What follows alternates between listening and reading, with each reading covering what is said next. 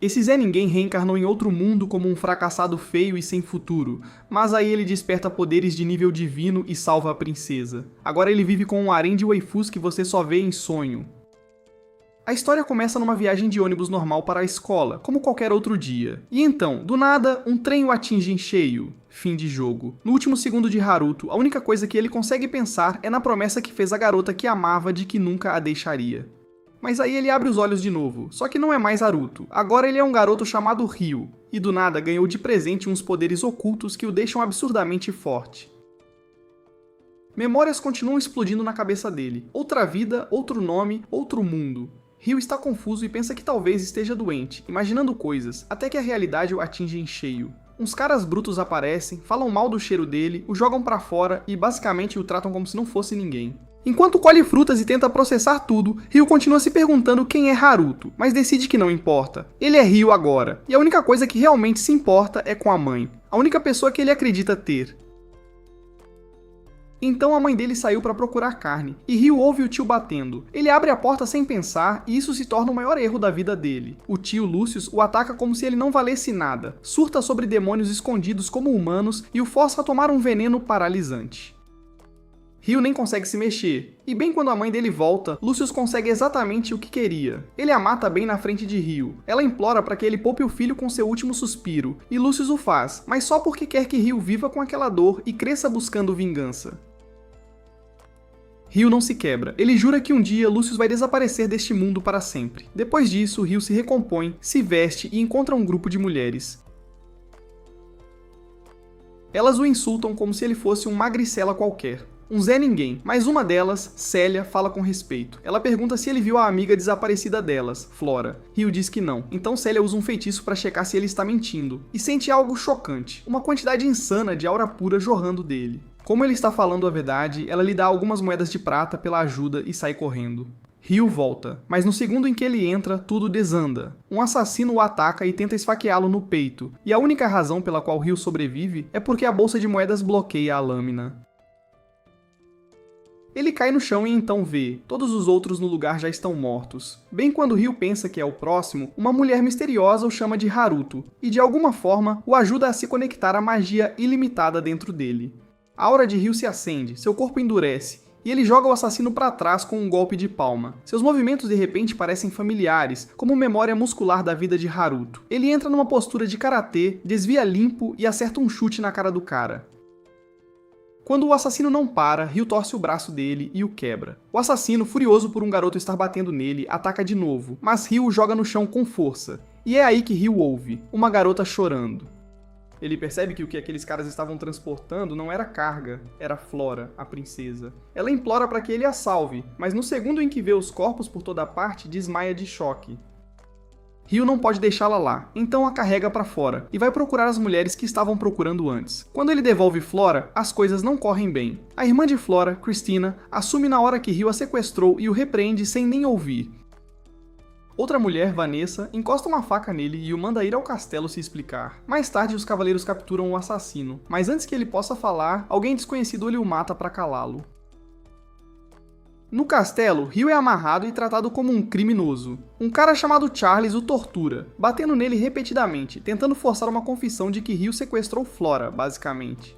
Assim, o próprio erro de Charles não o faria parecer mal. Mas Ryu não sequestrou ninguém. Seu único crime foi ser um alvo fácil. Não muito depois, Flora finalmente acorda e conta a verdade a todos. Ryu a salvou.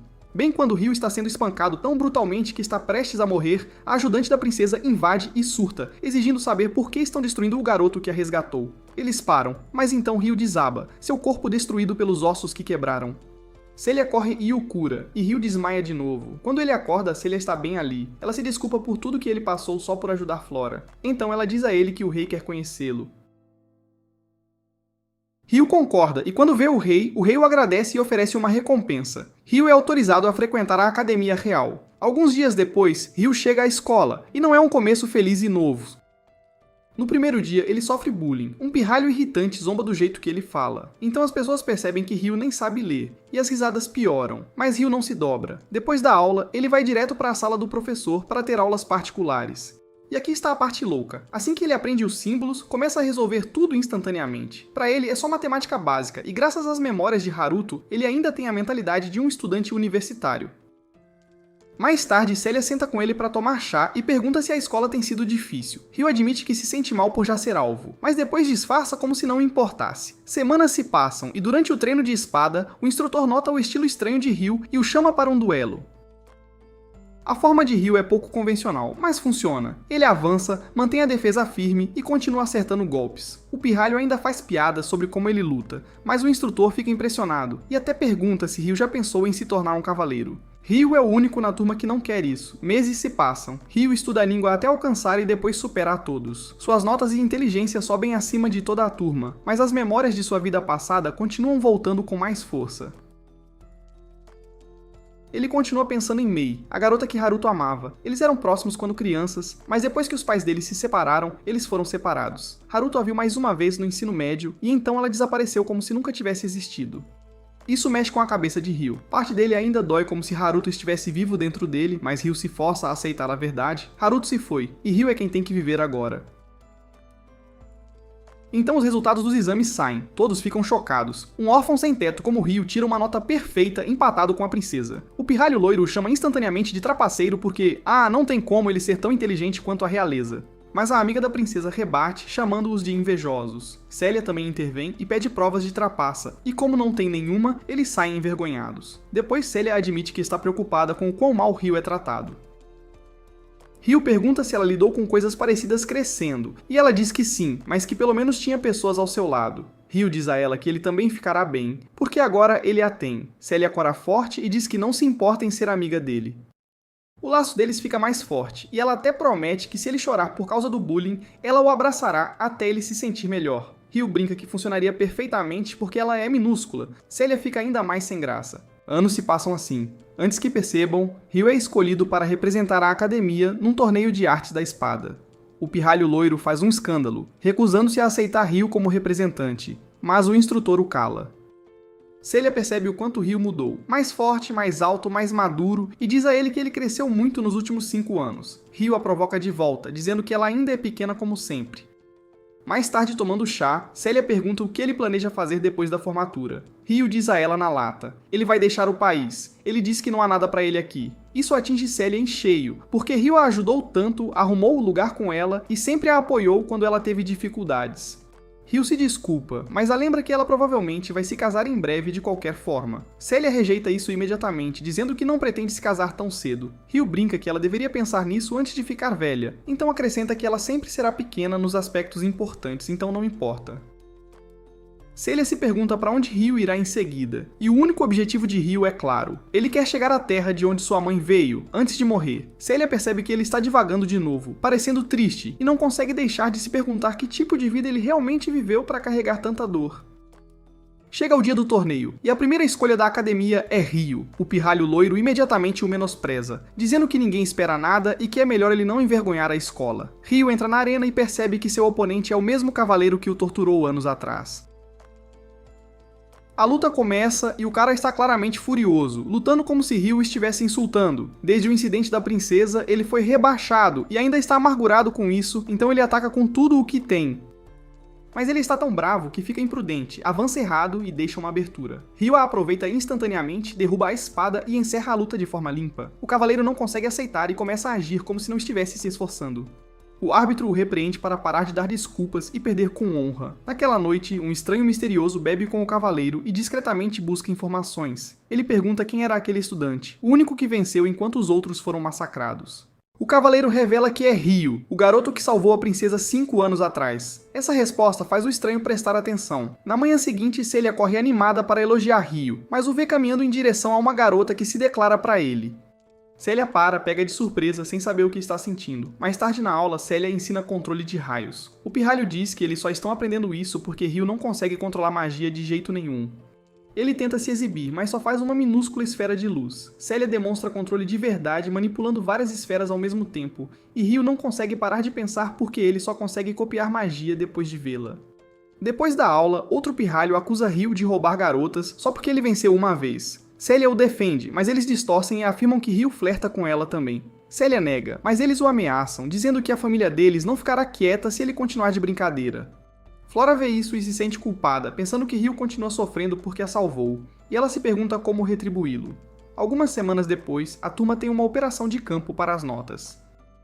O garoto irritante age como um líder, dizendo que tem informações secretas, então força Rio a carregar toda a bagagem porque ele não consegue usar magia. Rio não discute. Flora oferece ajuda para carregar, mas Rio recusa educadamente. Goblins atacam no caminho. Os alunos os vencem facilmente e zombam de Rio novamente por não ajudar, sem perceber que Rio é o único que nota um homem assustador os observando. Perto do fim, eles chegam a um penhasco. Então orcs atacam de repente e jogam lanças. Rio bloqueia um golpe, mas o pirralho loiro se machuca, entra em pânico e no caos empurra Flora enquanto ele cai do penhasco. Rio mergulha instantaneamente e a salva, jogando-a de volta na beirada. Os alunos se agrupam, eliminam a primeira onda e comemoram. Rio se pergunta em silêncio se deveria sequer participar, já que não se machucou na queda por causa de seu poder oculto. Então o pirralho mente e culpa Rio pela queda de Flora e a maioria da turma acredita nele, mesmo enquanto Flora tenta defender Rio. Rio percebe que seu futuro na academia está basicamente acabado. Antes que Flora possa limpar o nome dele, uma besta enorme bloqueia a fuga deles. A turma ataca junta, mas o monstro ignora a magia deles, derruba armas e supera a todos. Eles correm, mas Flora fica para curar um estudante caído, e a besta se aproxima sorrateiramente por trás dela. Rio aparece no último segundo e a derruba usando artes espirituais, aumentando sua velocidade e desviando de cada golpe. O observador assustador vê isso e fica fascinado, já que nunca viu um garoto usar artes espirituais daquele jeito. Depois Rio escapa para que ninguém veja que ele sobreviveu. Naquela noite, Célia visita o diretor e o ouve com os pais do pirralho. Ele sabe que Rio provavelmente não é culpado, mas escolhe culpá-lo mesmo assim para proteger reputações. Célia teme que Rio tenha ido embora até que ele bate na porta dela. Ele entra sorrateiramente e Célia o abraça, aliviada. Ela diz a ele que estão armando para ele. Rio diz que a verdade não importará porque ele é apenas um órfão. Ele agradece a Célia por sempre estar lá e diz que ela é a única pessoa a quem ele queria dizer adeus antes de partir para a terra natal de seus pais. Ele promete que enviará cartas sob o nome de Haruto. Célia pergunta se eles se encontrarão novamente e Rio promete que voltará. Ela chora depois que ele parte, esperando por suas cartas. Naquela mesma noite, o pai do pirralho ordena que uma garota chamada Latifa casse Rio e o mate, custe o que custar. Rio corre pela terra por 3 dias e chega a Galar, onde seu crime ainda não se espalhou. Mas ele sente algo estranho, como se alguém estivesse por perto. Na cidade, um chefe lhe oferece uma massa inventada por alguém chamada Lelê. Rio fica surpreso porque massa existe no mundo antigo dele também, com o mesmo nome. Ele come imaginando se alguém do mundo dele está aqui. Quando ele pergunta onde comprar macarrão, é apontado para a guilda. Uma empregada chamada Lot o ajuda. Rio envia uma carta a Célia dizendo que ficará sem contato enquanto viaja pela floresta. Enquanto ele sai, uma garota loira chama Lot de Lelê e Lot a avisa para manter sua identidade em segredo. Na floresta, Rio encontra uma criança deitada a céu aberto e a verifica, e ela de repente ataca, atirando veneno nele. Ele mal consegue neutralizá-lo. A garota gato o ataca em velocidade insana, mas Rio se impulsiona, desvia e a derruba com artes marciais, segurando uma lâmina em seu pescoço. Ela desaba chorando, implorando para não morrer, chamando pela mãe. Rio a nocauteia e nota uma coleira de submissão em seu pescoço. Ele usa a magia do feitiço e a quebra. No momento em que se quebra, suas memórias retornam. Ela se lembra do acidente de ônibus e de morrer. Ela também se lembra do pirralho loiro forçando-a à obediência, chamando-o de irmão, chocando sua mente até que ela se submetesse. Ela acorda chorando, percebendo que está livre. Ela diz que nunca soube o nome de seu mestre, mas o irmão era Stuart, e Rio entende que o pirralho a enviou.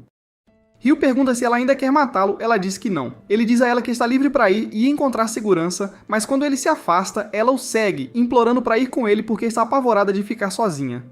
Ela até diz que ele pode colocar a coleira de volta se quiser. Rio não confia nela, mas eventualmente concorda em deixá-la viajar com ele. Ela finalmente se apresenta como Latifa. Mais tarde, Rio cozinha macarrão. Latifa chama de espaguete e Rio percebe que ela também pode ser do mundo dele. Naquela noite, ela chora dormindo, implorando para ir para casa, sussurrando Tóquio. Rio entende instantaneamente. Pela manhã, ela diz que Rio se parece com alguém que ela se lembra do ônibus, então pergunta se pode chamá-lo de Onichan. Rio fica confuso, mas permite porque isso a conforta. Depois de semanas na estrada, Rio e Latifa finalmente chegam ao lugar que ele estava almejando, a gigante árvore do mundo. Rio consegue sentir que está lá, mas Latifa não consegue ver nada, o que só torna tudo mais assustador. Eles avançam pela floresta mesmo assim e acampam na natureza. Naquela noite, Latifa continua tendo sonhos aterrorizantes. Ryu usa suas artes espirituais novamente para acalmá-la, mas logo depois, 3 garotas fera invadem o esconderijo deles e o atacam. Elas veem Latifah dormindo com artes espirituais ao redor dela, e instantaneamente assumem o pior, que Ryu a sequestrou. Ryu tenta explicar, mas elas não ouvem de jeito nenhum. Elas o imobilizam, o atingem com um choque e o nocauteiam na hora. Enquanto Ryu está inconsciente, ele flutua para um espaço estranho, como um mundo de bolso mágico.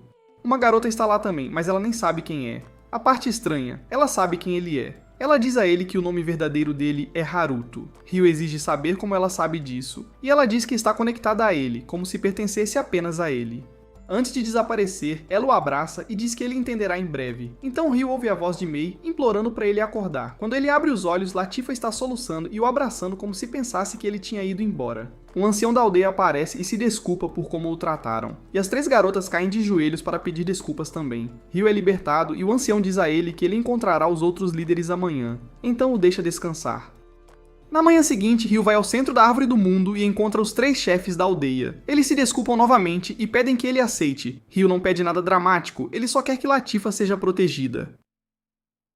Ele pede para ficar com ela por enquanto e a aldeia concorda em deixá-lo viver entre eles. É quando Dryas aparece, o espírito da Árvore do Mundo. Ela se aproxima, sente o que está dentro de Ryu e imediatamente liga os pontos. Ela suspeita que Ryu não consegue usar magia direito porque espíritos podem drenar a habilidade de um humano.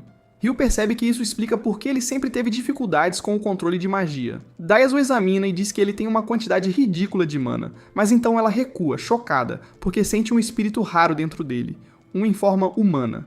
Os anciãos começam a repensar tudo, tipo, talvez devessem tratar Ryu como algo muito superior a uma pessoa normal. Ryu é escoltado de volta, e Latifah, toda animada, mostra a ele o novo lugar deles. Aí a coisa fica estranha rapidinho. Uma das garotas pergunta casualmente em quais quartos eles deveriam dormir. E Ryu descobre que o plano é que 3 garotas fera morem com ele também. Úrsula aparece e admite que foi ideia dela. Isso ajudará Ryu a aprender os costumes da aldeia e dará a Latifah amigas próximas que podem cuidar dela. Ryu aceita, esperando que todos possam viver em paz juntos. O tempo passa. Ryu aprende as técnicas espirituais da aldeia e passa seus dias trabalhando com eles. Agricultura, metalurgia, treinamento, duelos, apenas vivendo plenamente o estilo de vida deles.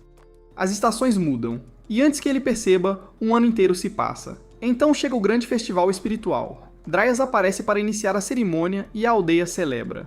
Mas bem longe dali, um grifo carrega 2 homens para uma caverna de dragões. Rhys sai com um ovo e diz ao seu subordinado para segurá-lo enquanto Rhys continua controlando o grifo. Enquanto eles voam, Rhys nota Wyverns se aglomerando atrás deles. De volta à aldeia, Dryas completa o ritual beijando Ryu e Latifah na cabeça, tornando-os oficialmente parte da aldeia. A comida é servida e Ryu fica sem graça porque as garotas começam a implorar para ele juntar as camas. Depois de beberem aquele vinagre de maçã, uma garota diz que isso não vai magicamente turbinar a amizade deles, mas as outras admitem que querem que as coisas se sintam mais próximas, porque mesmo depois de todo esse tempo, Ryu ainda mantém uma distância. Ryu fica chocado, elas notaram. Quando as garotas saem para pegar mais comida, Úrsula se aproxima de Ryu, e ele começa a se perguntar se este é o momento em que ele tem que contar a verdade a Latifah. Enquanto isso, Rhys decide que eles acamparão perto da caverna pela noite. Ele dá ao seu subordinado um artefato de rastreamento, só por precaução, então sai para explorar. O subordinado o usa, e Wyverns começam a se aproximar da posição dele. Mais tarde, Ryu leva Latifah para um lugar tranquilo.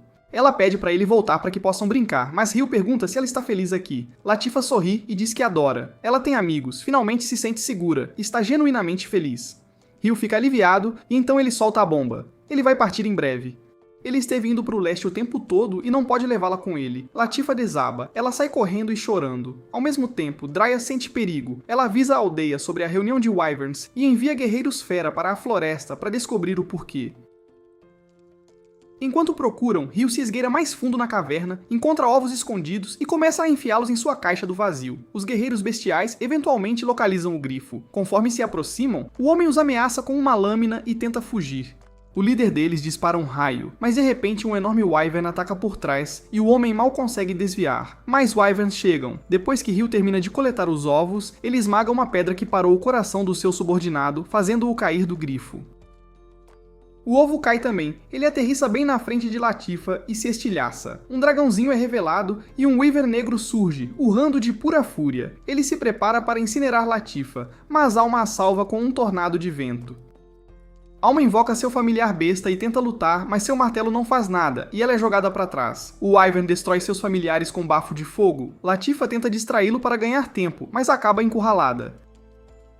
E então Ryu chega. Ele lança um ataque de gelo para afastar o Wyvern e tira Latifah do perigo. Ele salta de novo usando as técnicas espirituais que aprendeu aqui e esmaga o Wyvern negro com as próprias mãos. O Wyvern carrega um sopro infernal supremo. Ryu tenta uma esfera de vento para pará-lo, mas mal funciona. Então Ryu usa o Diga Inferno direto na boca dele e chuta a mandíbula para fechar, fritando o cérebro na hora. Os guerreiros da vila ficam chocados. Latifah corre e abraça Ryu, tremendo. Na manhã seguinte, Latifah pede desculpas pela forma como reagiu. Ela admite que sempre soube que esse dia poderia chegar, mas estava com medo de que Ryu estivesse tentando abandoná-la. Ryu a conforta e diz que nunca iria querer se livrar da sua irmãzinha. Então ele finalmente explica por que está indo para o leste. Há uma região ligada ao lugar onde seus pais moravam, e ele precisa chegar lá. Latifah decide se abrir também. Ela conta que morreu uma vez antes de vir para este mundo, reencarnada do Japão. Ryu acredita nela e admite que é o mesmo. Ele diz que deveria ter contado antes, mas tinha medo de estar se apegando a arrependimentos da sua vida passada. Latifah pergunta se esses arrependimentos ainda o assombram, e Ryu admite que estaria mentindo se dissesse que não, mas ele está determinado a ficar mais forte aqui e compensá-los. Latifah promete que também ficará mais forte, e que esperará pelo dia em que ele retornar. Uma semana depois, Ryu se prepara para partir. O líder anão o presenteia com uma espada e uma capa feita do Wyvern negro. Parece fina, mas tem uma defesa insana e pode esconder seu poder. Todos lhe dão presentes, e Ryu não faz ideia de como vai carregar tudo aquilo até que o último ancião lhe entrega um esconderijo espaço-tempo, um tesouro nacional. Ryu guarda tudo, promete que voltará se a vila precisar dele, e se despede. As garotas desejam-lhe boa viagem. Latifah corre e o abraça uma última vez. Ryu decola para partir, e Latifah finalmente desaba em lágrimas, enquanto ele voa para longe. 2 semanas se passam na vila, e Ryu ainda não encontrou nada concreto sobre sua mãe ou pai. Então ele para de se esconder e finalmente começa a conhecer pessoas. 2 garotas o cumprimentam enquanto regam plantas. Mas no segundo em que Cell olha para Ryu, ela reage como se algo nele fosse estranhamente familiar. Huri leva Ryu para a casa da avó dela. A velha, Yuba, o observa e pergunta se ele é de outro país, pois sua roupa parece incomum. Ryu diz a ela que cruzou um monte de terra só para chegar ali. Enquanto preparam o jantar, ele solta os nomes que carregou por anos. Seus pais eram Zen e Ayami, e moravam nesta área. No momento em que Yuba ouve esses nomes, ela congela. Ela manda Huri e Cell para fora para poder conversar com Ryu a sós, e pede para ele explicar tudo. Ryu diz que mal sabe os detalhes. O pai dele morreu antes mesmo de ele o conhecer, e sua mãe foi morta quando ele tinha 5 anos. Desde então, toda a sua razão para viajar era chegar a esta terra natal e pelo menos dar-lhes lugares de descanso adequados. Yuba o olha novamente e confirma a verdade. Ela é a mãe de Zen. Ela agradece a Ryu por ter vindo até aqui, mas diz que os túmulos foram feitos há muito tempo. Ela o leva ao local do enterro mesmo assim. Ryu se ajoelha, finalmente dizendo aos pais: "Estou aqui, eu consegui." Yuba explica que Zen e Ayami tiveram que fugir do país em segredo, e ela não pode ser quem vai revelar tudo. Mas se Ryu ficar com ela, ele poderá aprender a verdadeira história com o tempo. Ela também menciona que sua única família próxima restante é Huri, prima de Ryu, e então o deixa sozinho para respirar e processar tudo. Na manhã seguinte, Ryu acorda cedo para ajudar como um aldeão normal. Enquanto ele cozinha e usa um pouco de magia para facilitar as coisas, Huri entra meio sonolenta, e então Cell entra com seu irmão Shin. Shin imediatamente sente aquela vibe de ciúmes, como se visse Ryu como competição. Mas então ele se distrai com a comida de Ryu e basicamente devora a refeição como se nunca tivesse comido antes, um verdadeiro faminto. Depois disso, Yuba diz a Shin para levar Ryu para caçar. Shin transforma isso num desafio, arrastando-o para os campos tipo, "Vamos ver do que você é capaz." Na floresta, Ryu casualmente derruba um pássaro raro com sua primeiríssima flecha. Shin percebe: Ryu não é um viajante qualquer, esse cara é fera. Shin continua tentando, mas de alguma forma não consegue acertar um único tiro. Fica irritado e sai furioso, parecendo completamente derrotado.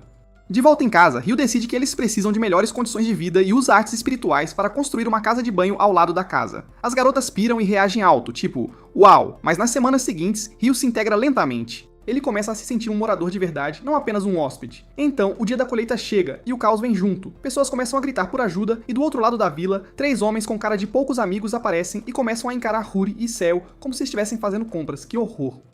Shin avança pronto para atacar, mas Huri o impede e avisa que uma briga poderia iniciar um conflito maior, porque o cara que os lidera, Gon, é filho de um líder importante da vila vizinha. Huri pergunta o que Gon quer. Gon sorri maliciosamente e diz que planeja ficar na casa de Huri esta noite, agindo como se ela pudesse pertencer a ele um dia. Que abusado. Shin perde a cabeça e o ataca, mas Gon bloqueia facilmente e levanta Shin pelo pescoço com uma mão. É quando Yuba intervém. Ela ordena que Gon solte Shin e pede desculpas, apenas para evitar que as coisas piorem. Ela permite que Gon fique numa cabana de hóspedes, mas só se ele permanecer lá dentro e não ficar perambulando. Enquanto Gon se afasta, ele avista Ryu e o insulta, tentando fazê-lo tropeçar, mas o tiro sai pela culatra, e Gon acaba beijando o chão. Que tombo! Naquela noite, Yuba diz a todos para terem cuidado. Shin implora para que ela deixe Cell ficar com ela, para que não fique sozinha, e Yuba concorda. Antes de dormirem, Ryu diz a elas para colocarem um amuleto protetor no canto do quarto. Enquanto isso, na cabana de Gon, seus homens o animam, e Gon promete que eles vão se divertir até amanhã à noite. Que perigo! No dia seguinte, Ryu está treinando duro de novo, forçando seu corpo sem parar. As garotas percebem e perguntam por que ele está sempre se esforçando tanto assim. Ryu se sente estranho ao explicar, mas em sua cabeça, ele está pensando em Mei e na promessa que fez uma vez: ser forte o suficiente para proteger alguém precioso. Ao mesmo tempo, ele se preocupa que ela já possa estar vivendo uma vida totalmente diferente sem ele. Seu ouve isso e a atinge em silêncio. Ela não diz muito, mas você pode sentir o humor dela despencar. Naquela noite, um intruso entra sorrateiramente no quarto onde Cell e Ruri estão, mas o amuleto se ativa. O agressor tenta silenciar Ruri, e quando Cell quase grita, Gon ameaça machucar Ruri se ela fizer barulho. Ryu chega e vê o suficiente para surtar na hora. A cena o arrasta direto de volta à memória de sua mãe sendo morta. Sua raiva explode. Gon corre em sua direção, e Ryu o joga como se não fosse nada, mandando-o voar para fora. Ryu o imobiliza, pisa em seu pescoço e começa a socar seu rosto repetidamente. As garotas imploram para Ryu parar. Aldeões correm e o puxam antes que ele realmente mate Gon. Yuba percebe o que estava acontecendo. Gon estava prestes a atacar as garotas. Ryu se afasta tremendo. É a segunda vez que ele chega perto de acabar com alguém. A vingança dentro dele vive em seu peito há anos, e ele odeia como é fácil cair nela. Ele sente que sua determinação está enfraquecendo, como se estivesse sendo arrastado para algo mais sombrio, e ele está apavorado que, se continuar alimentando a vingança, acabará se tornando o mesmo tipo de monstro que o homem que matou sua mãe. Na manhã seguinte, Lord Hayate, um mensageiro do reino, chega para coletar impostos e levar Gon para a prisão. Yuba pede a Hayate para entregar uma carta a alguém importante na capital, e Hayate concorda. Ryu vai com ele. Dias depois eles chegam à capital. Depois que Gon é entregue, Ryu passeia pela cidade com Cell. Um comerciante brinca que Ryu deveria comprar algo para sua namorada fofa. Cell tenta explicar que não estão juntos, mas o comerciante insiste que eles parecem um casal e deveriam comprar algo para lembrar a viagem, que fofos. Ryu pergunta o que ela quer, e ela nota um pequeno acessório de flor e o coloca no cabelo. Ryu honestamente acha que fica perfeito nela, então ele compra. Antes de partirem, o comerciante diz a Cell para lutar por ele antes que outra garota o roube, um conselho e tanto. Então Ryu vê um homem tentando sequestrar uma garota no meio da cidade. Ryu o derruba com artes marciais e a salva. O guarda da garota o ataca, e Ryu escapa antes de ser arrastado para uma grande confusão. A notícia se espalha rápido. O pai da garota, Goki, ouve o que aconteceu e também fica sabendo da carta de Yuba. No momento em que ele a lê, suas mãos começam a tremer. Ele pergunta a Hayate se conheceu um homem chamado Ryu. Logo depois, Ryu é convidado para uma casa. Lá dentro, eles lhe dizem que conheciam sua mãe. Ela costumava ser uma princesa desta nação há uns 20 anos. Naquela época, o reino estava em guerra, e o pai de Ryu era o maior comandante das forças aliadas. O rei confiava nele para proteger a princesa, e eventualmente os pais de Ryu se casaram. Mas as negociações de paz se tornaram repugnantes. O inimigo exigiu que o pai de Ryu fosse executado e que a princesa se casasse com o príncipe deles. Foi por isso que Zen e Ayami fugiram, e o rei não teve escolha, a não ser ver sua filha escapar. Guki implora a Ryu para conhecer o rei e a rainha, seus avós por parte de mãe. Ryu pensa a respeito e concorda. Na manhã seguinte, o rei e a rainha ficam chocados ao verem seu neto na frente deles. Ryu é atingido em cheio porque o rosto da rainha se parece muito com o de sua mãe. Eles perguntam sobre Zen e Ayami, mas Ryu era muito jovem para se lembrar de muita coisa. Ele nunca conheceu o pai, mas se lembra da mãe sempre sorrindo, até o dia em que tudo desabou. Ryu lhes conta sobre Lucius, o homem que permaneceu por perto depois que seu pai morreu. Naquele dia, Ayami saiu brevemente e avisou Ryu para não abrir a porta para estranhos, mas Lucius veio, e Ryu abriu porque confiava nele. Lucius sorriu, chutou Ryu para baixo, falou sobre cobras disfarçadas de humanos, e quando a mãe de Ryu correu para protegê-lo, Lucius a agarrou e a esfaqueou. Essa é a última imagem que Ryu tem dela. Depois disso, ele acabou nas favelas até os 7 anos. Ryu diz que não consegue perdoar Lucius, mesmo que a vingança não traga sua mãe de volta. Ele ainda jura que vai acabar com Lucius pessoalmente. Seu avô entende essa raiva, mas diz que Ryu deveria treinar com Guki primeiro, o guerreiro mais forte da nação, para se preparar para aquele dia. Então, dentro da mansão, Ryu e Guki duelam. Ryu ataca primeiro, Guki mal desvia. Eles se chocam repetidamente, mas a defesa de Ryu se mantém forte. Guk finalmente usa uma técnica secreta, um corte de ar mágico. Ryu o bloqueia com magia de água, usa-a para cegar Guki, avança e encerra a troca. O rei fica impressionado e até pensa que Ryu talvez nem precise de treinamento. Ryu os agradece de qualquer forma e diz que espera um dia poder trazer sua prima para conhecê-los também. De volta à vila, Huri pergunta onde Ryu foi. Seu aponta para os túmulos. Ryu está lá, olhando para as pedras, percebendo algo importante. Se ele quer continuar avançando, não pode continuar fugindo do que está dentro dele. Então ele promete a si mesmo que enfrentará a feiura, a controlará e usará sua força por uma única razão: proteger as pessoas que ele ama. Com o passar dos meses, Ryu percebe que não pode ficar na vila para sempre. O problema é Cell, ele não faz ideia de como contar a ela sem a destruir. Quando a primavera chega, ele a encontra nos campos plantando arroz e gentilmente corrige a forma como ela está fazendo. Então ele a atinge com a verdadeira mensagem. Enquanto ele estiver fora, ele quer que ela supervisione tudo. Cell congela. Fora? Ela pergunta. Ryu admite que planeja partir no outono. Ele nem sabe com que frequência poderá voltar. Seu tenta agir como se estivesse bem, mas assim que termina o trabalho, as lágrimas começam a cair, e mais tarde ela desaba em casa. Shin pega a irmã chorando e imediatamente assume que Ryu a machucou. Seu insiste que Ryu não fez nada de errado, ela está apenas de coração partido porque ele vai partir em breve. Shin tenta animá-la com presentes, mas não funciona. A mente de Seu vai para um só lugar. Se eu ficar mais forte, posso ir com ele. Então, por meses, ela se esforça. Durante o dia, ela trabalha, observando Ryu sempre que pode. À noite, ela treina suas habilidades com a espada, buscando até a menor melhoria. Eventualmente, o festival anual chega. Todos estão celebrando, mas Cell puxa Ryu para o lado e pede um momento a sós. Ela finalmente diz: "Estou apaixonada por você." Ryu fica em silêncio. Então ele pede desculpas e diz que não pode sentir o mesmo. Cell pergunta se é porque ela não é atraente, mas Ryu diz que não. É porque ele está partindo, e há outra pessoa em seu coração. Isso a destrói. Ela chora e implora para ele pelo menos ficar por perto. Ryu só consegue pedir desculpas novamente e se afastar. Ele nota Shin por perto e pede desculpas a ele também, sabendo o quão doloroso isso é para ambos. Então o dia chega. Ryu está partindo ao amanhecer para uma longa jornada. Na entrada da vila, Seu está esperando. Guki já lhe fez a pergunta difícil. Ela ama Ryu o suficiente para abandonar sua própria vila? Seu hesita e então diz que sim, ela faria, mas ela não o persegue naquela manhã. Em vez disso, ela diz a Ryu para se cuidar, promete que trabalhará mais duro do que nunca, e diz que estará forte quando ele retornar. Ela acena para ele e o observa partir. É o 999º ano da Era Sagrada, e Ryu retorna à Vila da Árvore do Mundo. Latifa corre direto para ele com um abraço, que fofo. Durante o jantar, Ryu lhes conta sobre a família que encontrou e o que aprendeu sobre seu passado. Os anciãos perguntam quanto tempo ele ficará e Ryu diz que partirá novamente em breve. Um ancião sugere que ele passe o máximo de tempo possível com Latifa e os outros antes de ir. Na manhã seguinte, todos correm para o quarto de Ryu depois de ouvir um grito e encontram Ryu na cama ao lado de uma garota de cabelo rosa. Ela claramente não é da vila, e as garotas ficam instantaneamente desconfiadas, tipo, opa, o que é isso? Ryu está tão confuso quanto elas, e exige saber quem ela é e por que apareceu ali. A garota acorda calmamente e diz que é um espírito, aquela que formou um pacto com Haruto. Mas suas memórias foram apagadas, e ela nem sabe o próprio nome. Ela pede para Ryu dar um nome a ela, e o pior, ela continua chamando-o de Haruto, que situação.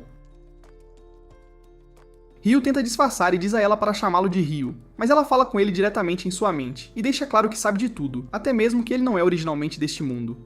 Os outros dizem a Ryu para perguntar a Dryas o que está acontecendo, então Ryu concorda em levar o espírito ao conselho.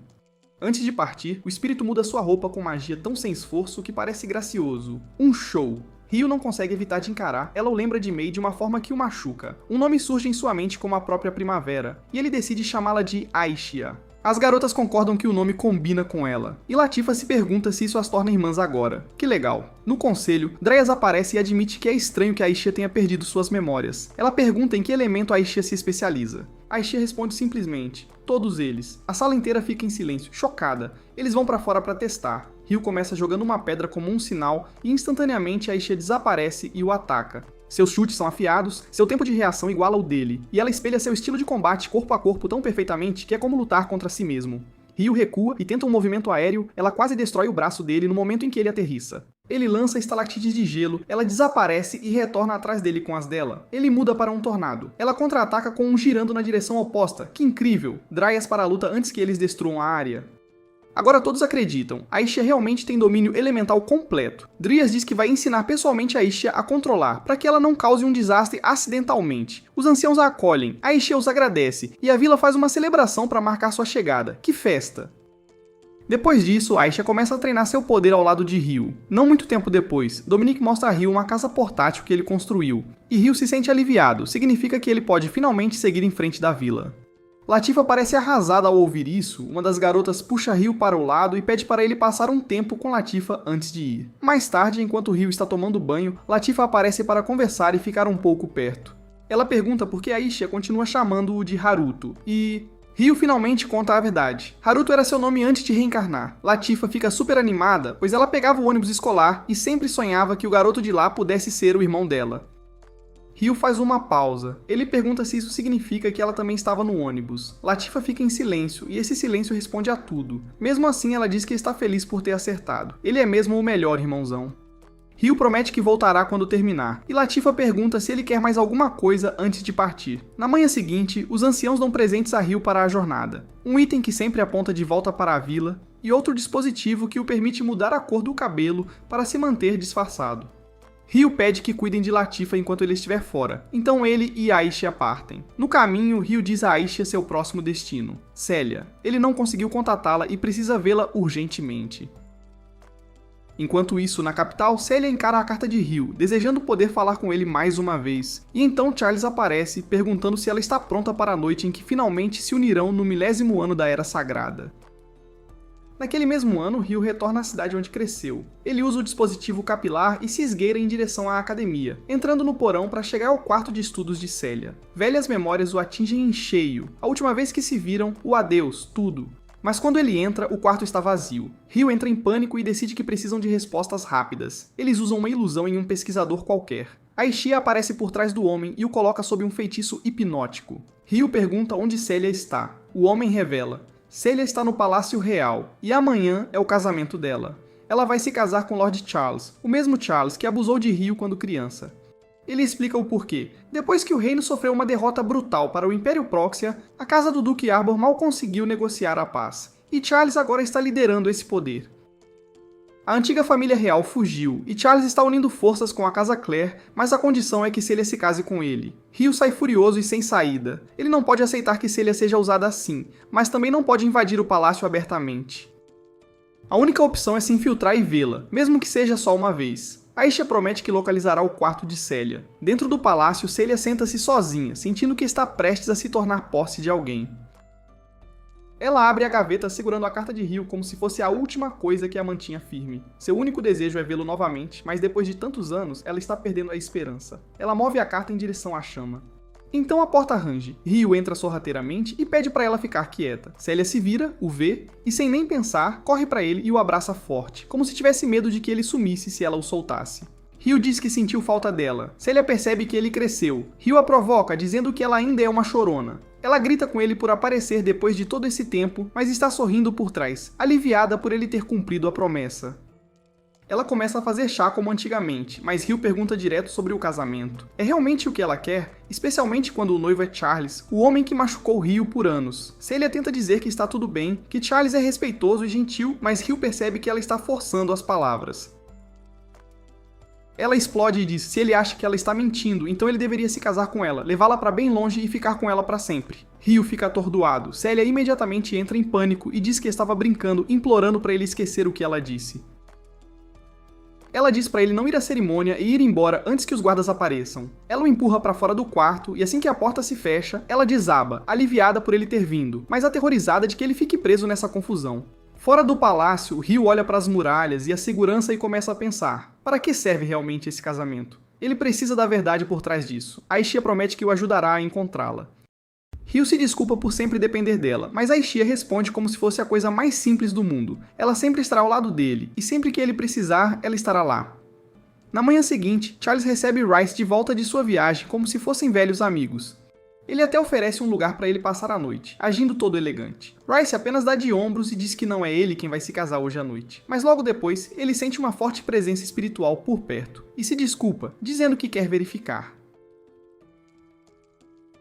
Celia se veste sabendo que está basicamente prestes a passar o resto da vida como a esposa perfeita de alguém. No momento em que ela sai, Charles a puxa para perto e diz para ela não se preocupar, suas outras 7 esposas a ensinarão o que fazer. Assim que ele sai, a primeira esposa, Tenesina, desfaz o sorriso falso. Ela diz a Celia na lata: status não significa nada aqui. Celia será tratada como uma ferramenta e esperada para obedecer. Celia força uma resposta educada, e Tenesina continua, zombando de sua aparência e chamando-a de feia enquanto Celia tenta não desabar. Uma criada entra correndo, dizendo que a princesa Cristina chegou. Cristina imediatamente capta a vibe e exige uma conversa particular com Celia. Uma vez sozinhas, elas se sentam para tomar chá. Cristina diz que está feliz por finalmente poderem conversar novamente, mas se desculpa, a fraqueza da família real é a razão pela qual Celia foi empurrada para este casamento. Ela diz que Celia costumava sorrir todos os dias na academia, e agora parece presa, como um pássaro em uma gaiola. Cristina promete que se Celia quiser algo, ela fará tudo o que puder para que aconteça. Em outro lugar, Charles caminha com Alfred, o guerreiro mais forte do país, e o menospreza. Charles basicamente diz a ele que agora ele é o governante supremo, os militares também pertencem a ele, e Alfred deve se lembrar de quem está no comando. O desfile de casamento começa, e a nação inteira aplaude como se fosse um festival. Todos sorriem, exceto Celia. Charles segura a mão dela e sussurra o quão animado ele está para esta noite, como se isso fosse apenas mais um passo em seu plano para controlar o reino. Na multidão, Aisha percebe que Ryu está estranhamente calmo para alguém prestes a desafiar uma nação inteira. Ryu admite que só está se mantendo firme porque ela está com ele. Quando a carruagem de Celia passa, Aisha a alcança com telepatia. Ela diz a Celia para ficar calma, e revela que é o espírito de Ryu, e que Ryu está observando da multidão. Celia o avista e instantaneamente começa a tremer. Ela tenta se controlar, mas as lágrimas escorrem mesmo assim.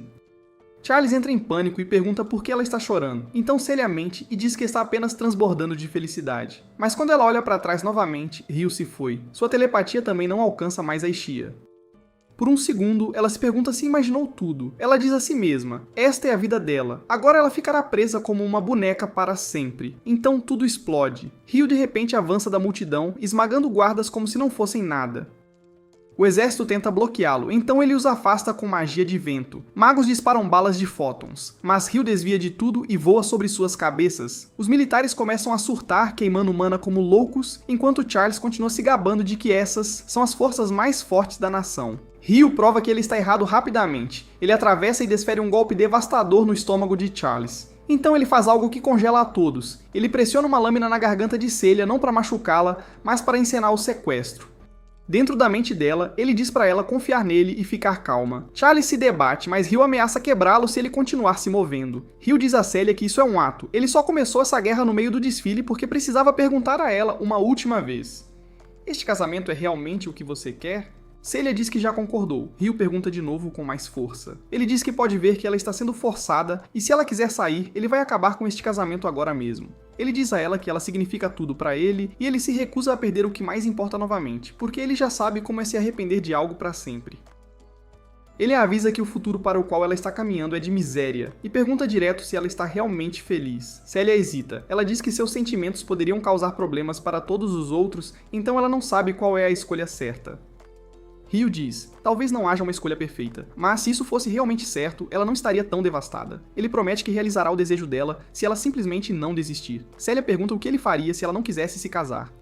Ryu diz que a levaria e fugiria. Ele faria parecer que a sequestrou, para que a família dela não fosse culpada, e as coisas permaneceriam calmas politicamente. Celia se preocupa. Eles vão pegá-lo, mas Ryu promete que não. Ele fará acontecer. Finalmente, Celia diz as palavras que Ryu estava desesperado para ouvir. Ela quer ir com ele. Ryu grita bem alto para que todos ouçam que ele está sequestrando a noiva de Charles para humilhá-lo. Ele abraça Celia forte e salta para o céu. O pai de Celia parece aterrorizado, mas ela força um pequeno sorriso para ele para mostrar que ficará bem. Charles grita para as tropas os perseguirem. Alfred tenta manter a formação, mas os soldados o ignoram, já que ele não está no comando. Ryu os despista facilmente. Alfred grita que Ryu caiu em uma armadilha e o chama de idiota por não ter percebido. Magos disparam balas de fótons novamente. Ryu as bloqueia com artes de vento. Reese o reconhece, a mesma pessoa que usou artes espirituais anos atrás, e desfere um golpe pesado, mas Ryu para sem esforço e continua correndo. Grifos decolam atrás dele. Charles se enfurece com o exército. Alfred declara que assumirá o comando para garantir que o sequestrador não escape. Charles culpa Alfred por deixar Ryu escapar, mas Alfred retruca, perguntando se Charles tem algum inimigo pessoal envolvido. Charles supõe que é alguém que o odeia. Alfred basicamente diz que todo mundo o odeia, e Charles perde a cabeça, gritando por resultados. Rio corre pelos telhados com Celia nos braços, avisando que vai acelerar para escapar dos grifos. Ela sente a intensidade, mas diz para ele ir mais rápido mesmo assim. Depois de um tempo, Rio desce em um beco e entrega Celia a Aisha. Ele diz a Celia que vai distrair o exército enquanto ela escapa e promete que os encontrará fora do reino. No momento em que os soldados percebem que Celia desapareceu, eles disparam um sinalizador para isolar a área, exatamente o que Rio queria. Ele atrai toda a força para si. Ataques de magos chovem novamente. Rio continua desviando pelos telhados, então desce para eliminar soldados que tentam bloquear o caminho de Celia. Ele os nocauteia um após o outro, contendo toda a força enquanto grifos o bombardeiam. Então Alfred entra em cena pessoalmente. Rio o reconhece imediatamente. Alfred ordena que os soldados recuem e ataca. Alfred é rápido e sua espada encantada treme o chão, mas a habilidade marcial de Rio o mantém à frente. Alfred quase acerta um golpe terrivelmente rápido nos olhos de Rio, mas Rio gira com um impulso e acerta um soco limpo. Alfred fica confuso porque Rio não está usando facas, então tenta terminar as coisas com um corte massivo de espada de mana. Quando a poeira baixa, o local de Rio é apenas escombros, mas Alfred tem uma estranha sensação de que a lâmina não o atingiu de verdade. Ele ordena uma busca. Celia espera com Aisha nervosa. Até Aisha parece tensa. Então Rio aparece novamente, vivo. Celia corre para ele tão rápido que tropeça, aliviada, dizendo que finalmente está vivendo por sua própria escolha. Logo depois, estranhos feixes de magia disparam para o céu em todo o mundo. Aisha sente algo retornar dentro dela e implora a Rio para ir ajudar as pessoas que estão chegando. Em outro lugar, 3 pessoas aparecem neste mundo e percebem que seus telefones não funcionam. Um bandido os captura e os arrasta em uma carruagem para vendê-los como escravos. Rio corre e pergunta a um mercador se ele já viu um dispositivo como um telefone. O cara mente, mas Rio ouve garotas gritando em japonês dentro da carruagem implorando por ajuda. Rio entra em ação, derruba todos os guardas e liberta as garotas. Uma pessoa ainda está trancada em outra carruagem. Então Rio arromba a fechadura, e a pessoa que se vira para ele é o único rosto que ele perseguiu por várias vidas, Mei. De volta ao antigo mundo de Haruto, Haruto e Mei eram vizinhos. Mesmo quando a família de Haruto se mudou, eles prometeram que se casariam um dia. Mas no ensino médio, aquela promessa de pra sempre já não significava muito. Mei já havia superado. Um dia depois da escola, Takahisa tenta acompanhar Mei até em casa, achando que tinha uma chance, até que Satsuki aparece e corta o barato na hora, lembrando-o de que ele já estava noivo dela. Eles saem juntos, como se Haruto nem existisse. No caminho, eles encontram Aki e Masato, e Satsuki sugere que celebrem o início do ensino médio. É aí que tudo dá errado. Círculos mágicos aparecem do nada. Takahisa e Satsuki são teleportados primeiro, enquanto Mei, Aki e Masato são puxados juntos. Exatamente ao mesmo tempo, pilares massivos de luz começam a disparar para o céu em todo o mundo. No mundo presente, Aisha sente a presença de Mei imediatamente e empurra Rio para ir salvá-los. Mei e os outros estão confusos, tentando descobrir onde estão. Mei abre o Google Maps e percebe que seu celular está sem sinal nenhum. Então um cara enorme e feio aparece atrás deles. Não muito depois, Aki e Masato são jogados em uma jaula com outros cativos. Mei tenta argumentar com o líder, mas é óbvio que ele não consegue entender a língua delas. Em vez disso, ele agarra Mei e a arrasta, planejando forçá-la a ser sua esposa. Rio encontra o acampamento deles, avistando a fumaça e vai verificar. Ele vê um telefone caído por perto e pergunta ao líder se alguém o perdeu. O cara mente e afirma que não viu nada, e Rio decide não começar uma briga sem provas. Então ele ouve gritos em japonês. Isso é tudo o que Rio precisa. Um bandido tenta silenciar a garota, e Rio instantaneamente percebe que essas são as pessoas que ele veio buscar. O líder ordena que seus homens o matem. Eles cercam Rio, mas ele lança magia no chão e explode a área. O comandante dispara balas de fótons. Rio desvia com maestria. Ele chuta um atacante para longe, derruba outro e a princípio tenta fazer o líder de refém para negociar, mas com Mei já em perigo, Rio para de brincar. Ele saca suas lâminas, defende um golpe, corta um homem no ombro e derruba outro. Bolas de fogo vêm voando, Rio continua se movendo, o comandante consegue afastar uma das lâminas de Rio, mas Rio usa a abertura para dar um soco no estômago, esmagá-lo no rosto e esfaqueá-lo no ombro. O líder entra em pânico e Rio queima a luva dele com magia de fogo para deixar claro o recado, ordenando que ele liberte as crianças sequestradas. Aki e Masato são libertados e ficam chocados que Rio fale japonês. Masato diz a ele que a última pessoa ainda está trancada em uma carroça. Rio usa magia para arrebentar a fechadura como se não fosse nada, e quando a porta se abre, Rio vê Mei. Por um segundo, ele simplesmente congela. Ele nem consegue processar como ela está aqui neste mundo, nesta situação. Assim que se afastam do acampamento, Ryu diz a Aisha para encontrá-los antes do pôr do sol. Os três olham para o pôr do sol como se fosse irreal, como se o mundo continuasse provando que isso não é um sonho. Mei agradece a Ryu por salvá-los, mas Ryu admite que também queria perguntar algo a eles. Mei se apresenta e pergunta o nome dele. Ryu diz que atualmente está usando o nome Haruto. Mei reage como se o reconhecesse e Aki fica tensa, mas Mei a acalma. Ryu percebe o quanto Aki se parece com alguém que ele se lembra, a irmã de Haruto, e ele começa a se perguntar se sua antiga história familiar mudou de alguma forma, como se talvez sua mãe tivesse se casado novamente. Masato pergunta por que Haruto não tem sobrenome. Ryu não responde claramente, e em vez disso aponta o óbvio. O sol está se pondo, eles precisam de um lugar seguro. Ele os leva para as planícies e usa magia de descarga para erguer uma casa de pedra direto do chão, dizendo que há espaço lá dentro. Aisha desce na frente deles, e quando Celia corre preocupada com Ryu estar ferido, Ryu apresenta a todos. O problema é que eles não conseguem se entender. Aisha resolve isso criando uma ponte temporária entre Mei e Celia, basicamente traduzindo para elas.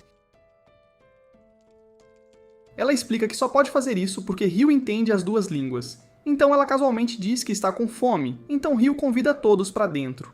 Enquanto Ryu e Masato arrumam a mesa, Ryu lhes conta a verdade.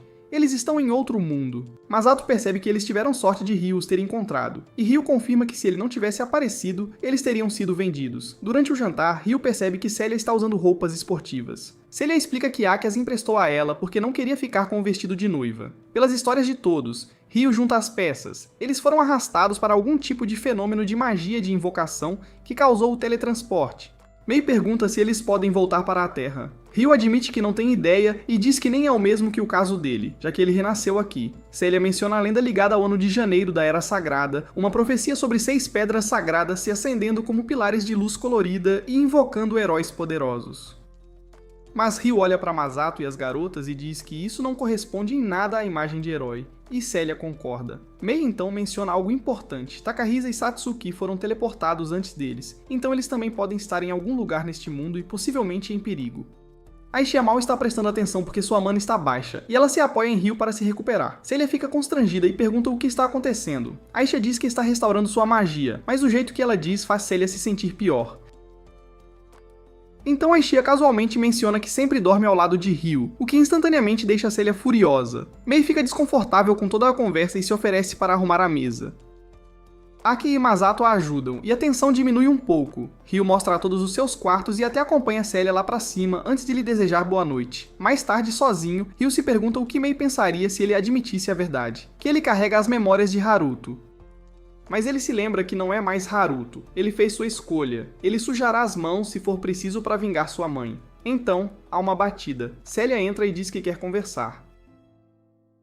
Sentados juntos, ela exige saber como ele conheceu Aisha e pergunta sobre sua vida passada. Ryu finalmente se abre. Ele diz a ela que tem memórias de outra versão de si mesmo, e que veio do mesmo mundo que Mei e os outros. É por isso que ele entende a língua deles. Ele diz a ela que recuperou essas memórias pela primeira vez quando se conheceram e que costumava se chamar Haruto. Celia admite que isso explica porque ele sempre pareceu maduro demais para uma criança. Enquanto isso, de volta a Beltran, Charles ainda está furioso por ter perdido Celia. Rice o provoca sobre ter sido humilhado, e Charles explode, insistindo que o sequestrador deve ter sido destruído pelo ataque de Alfred. Ainda não há provas de que Celia foi encontrada, então Charles afirma que o sequestrador teve ajuda e diz que uma busca está em andamento. Rice suspeita que o culpado esteja escondendo sua localização. Charles também está irritado porque a profecia está se desenrolando agora e diz que um herói apareceu no reino e está sob a custódia de seu pai. Rice se pergunta se eles têm outra pedra sagrada, e Charles diz que uma está com a princesa Flora, o que significa que o lado deles também deveria ter recebido um herói. E de fato, em outra parte de Beltran, um suposto herói chamado Hiroaki está se empanturrando enquanto nobres o tratam como realeza, prometendo-lhe tudo o que ele quiser.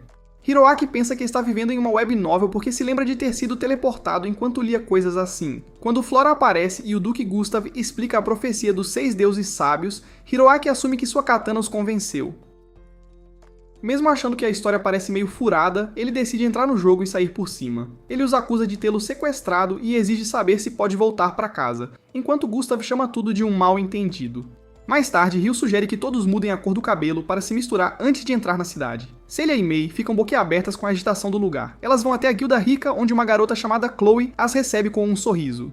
Enquanto as garotas se divertem nas compras, Ryu vasculha cada canto da cidade, mas no fim do dia, nada de pistas úteis. De volta à Casa de Pedra, Ryu admite que ainda não ouviu absolutamente nada sobre Satsuki ou Takahisa.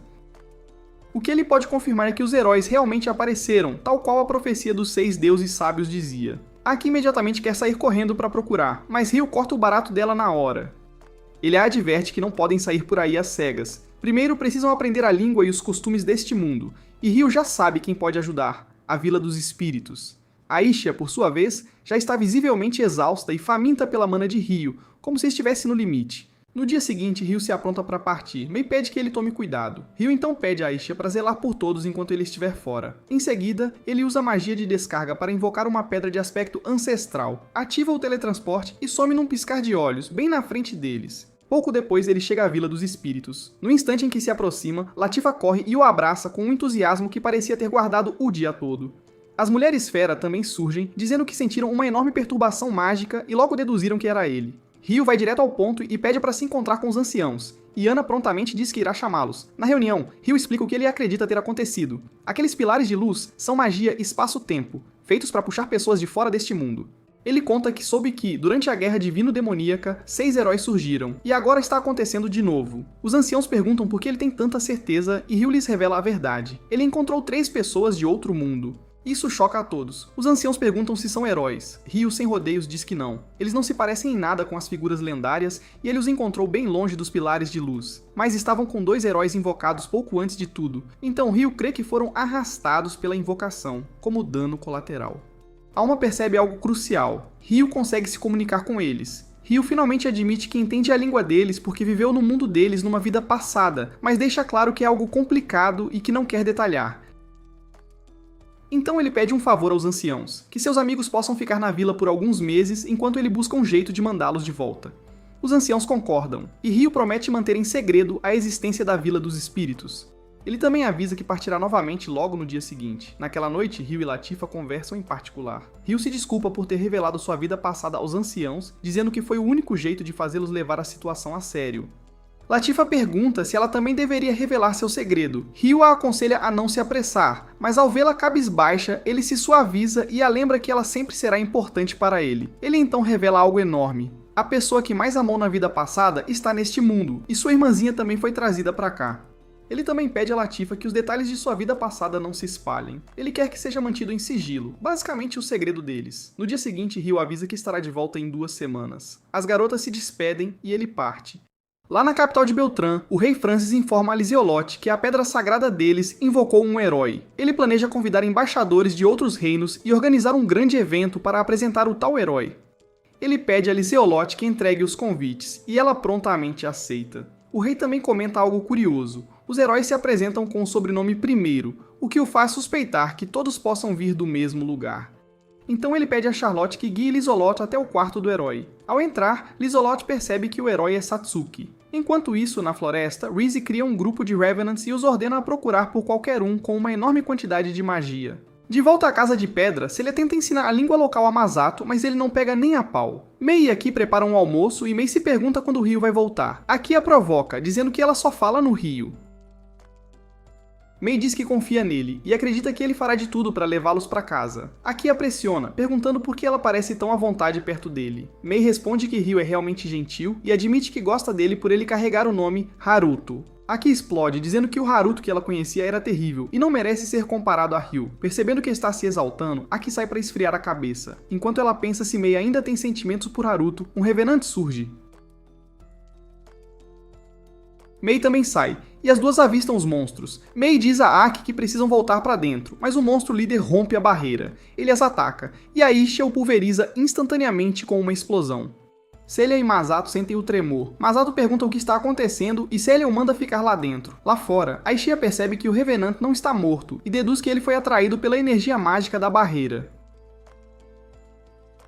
Ryu a instruiu a protegê-los, então ela se entrega de corpo e alma. Explode outro, e Celia repele o último. Mesmo assim, os monstros não caem fácil. O líder ataca de novo, e Ryu surge à frente, esmagando-o com a espada e pedindo desculpas pela demora.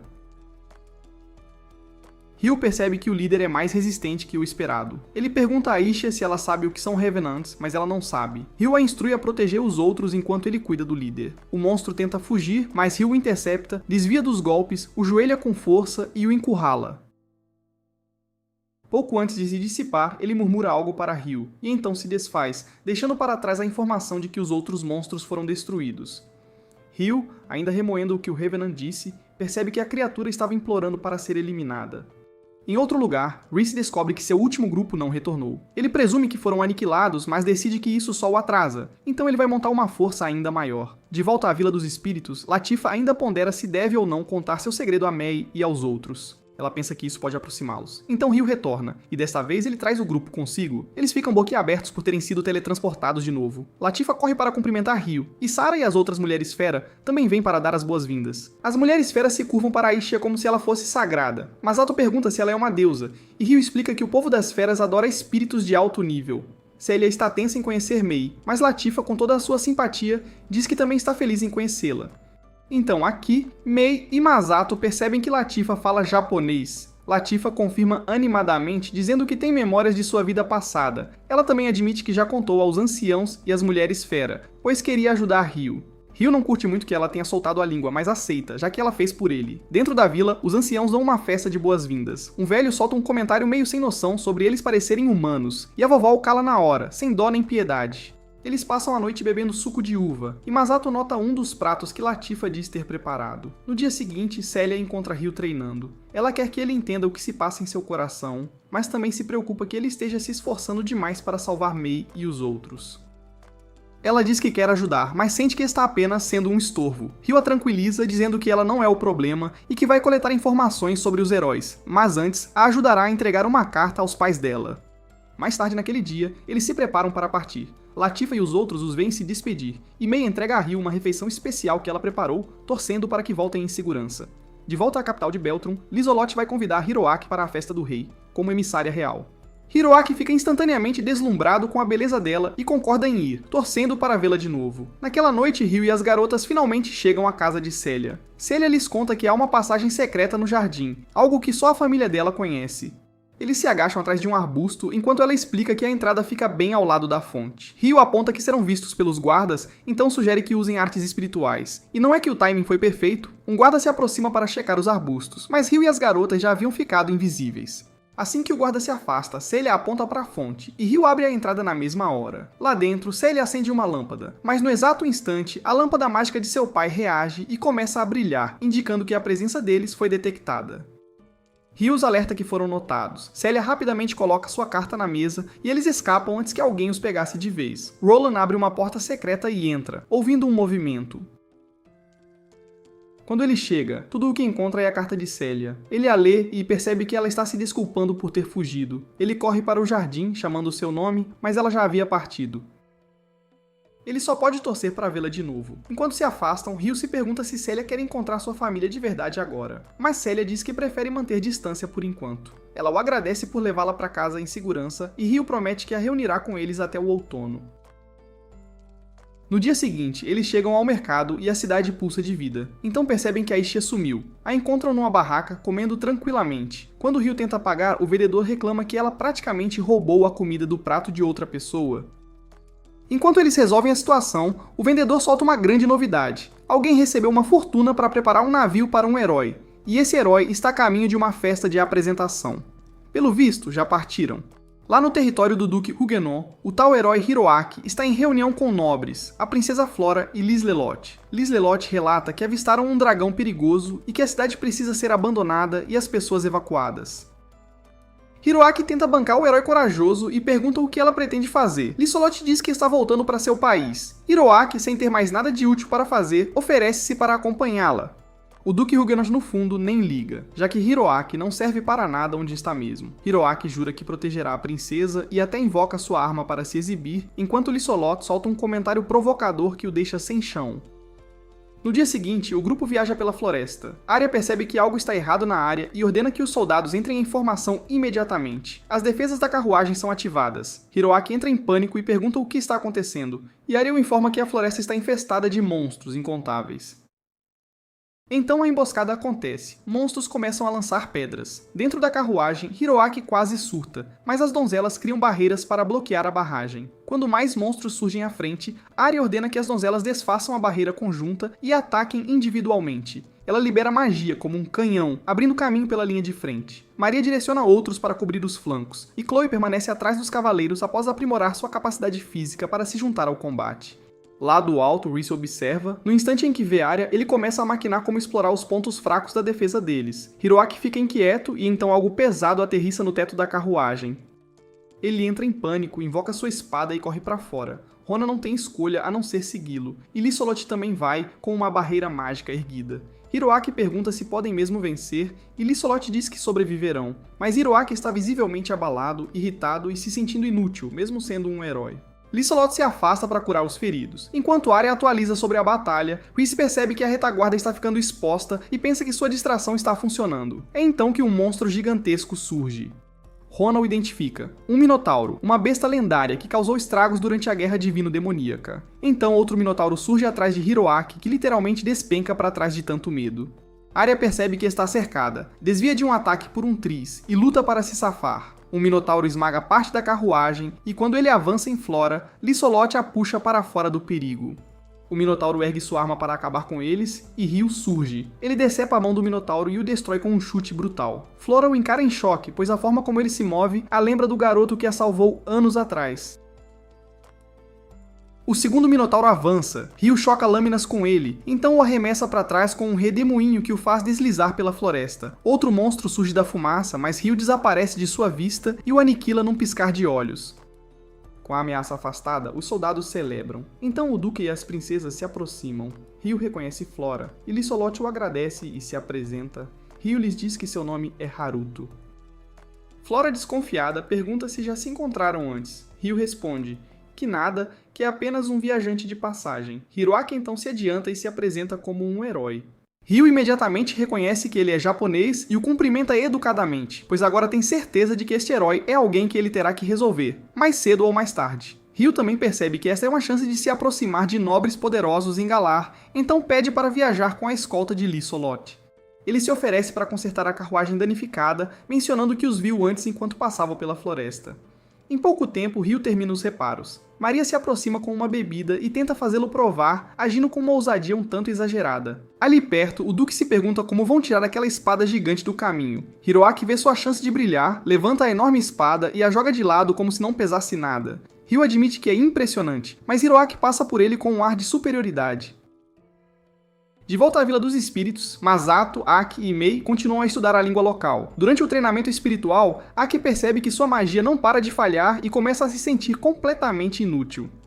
Ela sai para caminhar e se lembra da infância brincando com Mei e Ryo, e depois de Ryo sendo levado quando a família se separou. Essa memória alimenta sua raiva pelo irmão. Latifa encontra Aki sozinha e sugere que voltem juntas. Em casa, as mulheres fera explicam como conheceram Ryo, como o capturaram por um mal-entendido. Elas também mencionam que Ryo uma vez chamou Mei enquanto dormia. Mei e Aki congelam, sem saber o que aquilo significa, e as mulheres fera notam a tensão constrangedora. Enquanto isso, na capital imperial, o imperador Nidal fala em iniciar uma guerra contra o reino de Beltron. Charles aparece e diz a Lucius que está pronto para seguir em frente. Quando Lucius pergunta sobre o plano de Rhys, Charles revela que Rhys quer sequestrar a princesa Flora. E é aqui que o vídeo acaba. Assista ao próximo vídeo e eu volto com um novo.